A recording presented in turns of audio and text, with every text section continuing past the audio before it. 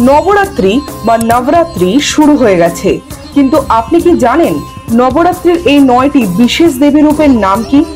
নবরাত্রি শব্দের আক্ষরিক অর্থ হলো 9 রাত্রি। অমাবস্যার পরের তিথি প্রতিপদ থেকে শুরু করে নবমী তিথি পর্যন্ত এই উৎসব পালিত হয়। এই কয়দিন দেবী 9টি রূপে পূজিত হন, যাদের একত্রে বলা হয় নবদুর্গা। এই 9টি রূপ হলো যথাক্রমে দেবী শৈলপুত্রী প্রথমা তিথিতে প্রতিপদে পূজিত হন, তিনি হিমালয় কন্যা। দেবী ব্রহ্মচারিণী দ্বিতীয় তিথিতে পূজিত হন, তিনি কঠোর তপস্যার প্রতীক।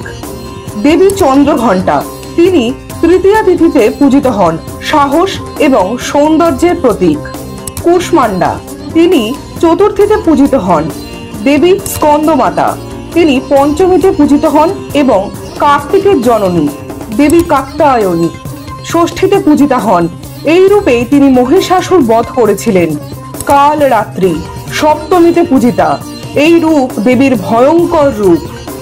দেবী মহাগৌরী, এই রূপে তিনি অষ্টমী তিথিতে পূজিত হন, তাকে বুদ্ধিমত্তার এবং শান্তির প্রতীক হিসেবে মানা হয়। দেবী সিদ্ধিদাত্রী নবমীতে পূজিত হন, নবদুর্গার শেষ রূপ। এইভাবেই 9 দিন ব্যাপী ভক্তরা ভক্তিপূর্ণভাবে দেবীর 9টি রূপকে আরাধনা করেন। আচ্ছা, এর মধ্যে কতগুলি রূপ আপনি জানতেন? আর কমেন্টে জয় মা দুর্গা লিখতে ভুলবেন না।